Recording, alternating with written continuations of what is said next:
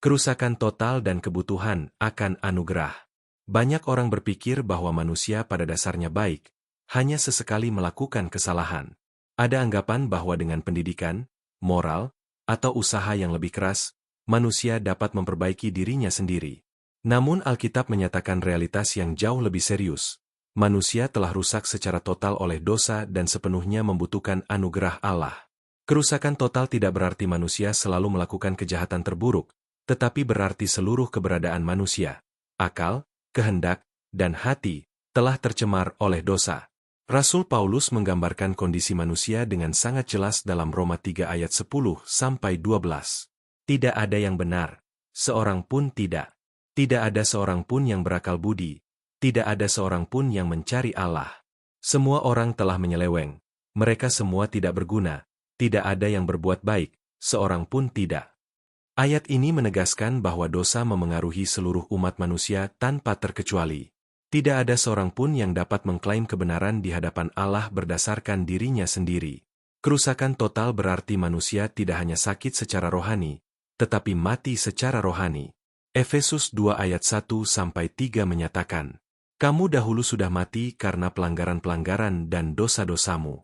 Di dalam dosa-dosa itu kamu dahulu hidup, sebab kamu mengikuti jalan dunia ini, karena kamu mentaati penguasa kerajaan angkasa, yaitu roh yang sekarang sedang bekerja di antara orang-orang durhaka.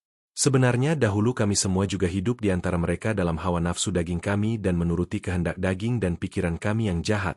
Pada dasarnya kami adalah orang-orang yang harus dimurkai, sama seperti mereka yang lain. Orang mati tidak mampu menghidupkan dirinya sendiri. Demikian juga manusia yang mati secara rohani tidak mampu datang kepada Allah dengan kekuatannya sendiri. Karena kerusakan ini, manusia tidak secara alami mencari Allah.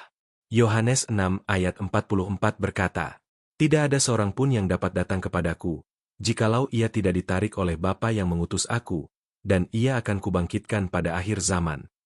Ayat ini menegaskan bahwa keselamatan dimulai dari inisiatif Allah, bukan dari usaha manusia. Tanpa anugerah Allah, manusia tetap tinggal dalam pemberontakan dan kegelapan. Namun kabar baik Injil bersinar terang justru di tengah kondisi manusia yang rusak total.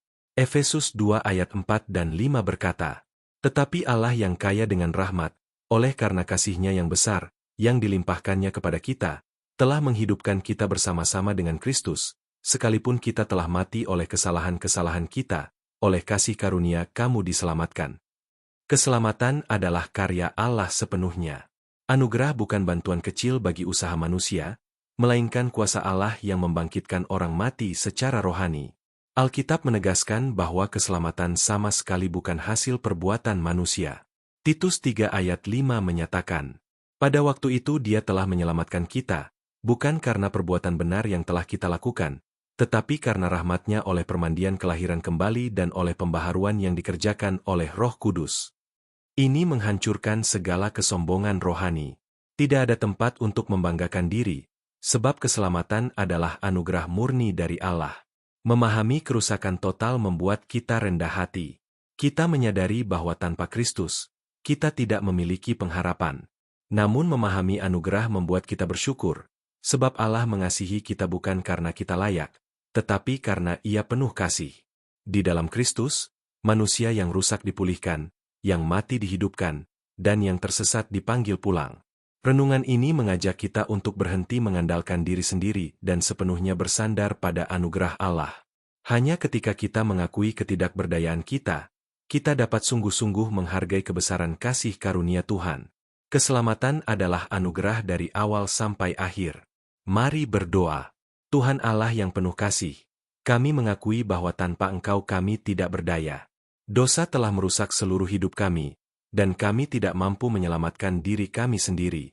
Terima kasih untuk anugerah MU di dalam Yesus Kristus yang menghidupkan kami yang mati secara rohani.